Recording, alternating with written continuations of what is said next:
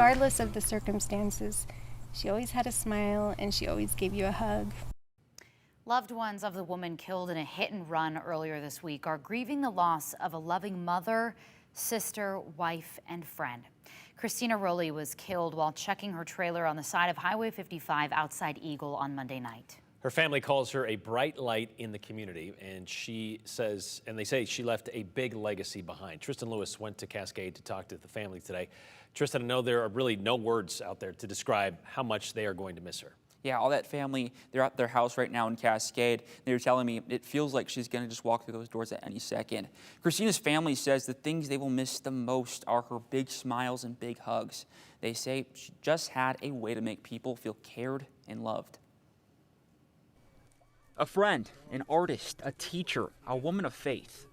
39-year-old Kristina Rowley can be described as many things. She was an angel on earth. Now she's an angel in heaven. The family of the Cascade school teacher remembers her for the light she brought. She is the first one you see in the family that has a big smile and a welcoming hello, who are you? So she definitely helps bring us together. While tragedy brought them together this time, We know she's gone, but you walk in the house and you just are waiting for that hug. they don't want to dwell on that. Instead, they're celebrating Kristina's life and honoring everything she's achieved.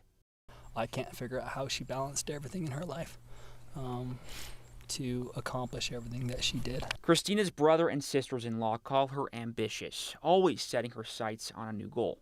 Decided a couple years ago that hey, I'm going to finish my degree, and one of the reasons was to show her kids, that set an example for her kids. Another goal Kristina set her sights on, building a home from scratch in Cascade.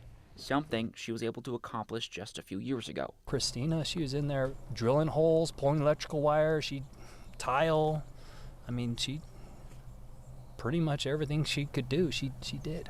But her biggest accomplishments were being a dedicated mother to her 3 teenagers and a loving wife. She wanted people to know how much they were valued and loved.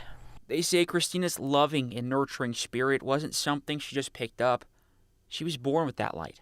I don't think it was taught. I don't think it was learned. I think it's just Kristina.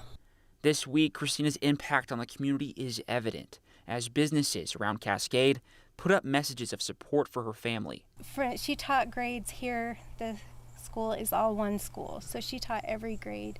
And from kindergarten up to seniors, she was loved. While she still had so much more she wanted to accomplish, She was supposed to finish her 4th to last class this week. her family knows she lived every day to the fullest. And she's been working on it for 2 years now. She's pulled straight A's. And they know she wouldn't change a thing about the life she lived. She didn't live a life that she could regret. She's just loved. She loved people. And like Michael said, Kristina was finishing up her teaching degree at Boise State, only a few credits away from graduating. And Michael called Boise State today, and when he explained what happened, the university said they would award Kristina with her diploma. And the family plans to hold funeral services, memorial services for Monday for Kristina. Morgan, Brian. Oh my gosh, Tristan, that was a tough story. This is always one of the hardest things about this job, is talking to people in their worst moments like this, and we really appreciate her family for speaking to us about this. Putting a story to that name. All right, Tristan, thank you. The woman who allegedly hit Kristina is 37-year-old Natalie Hodson.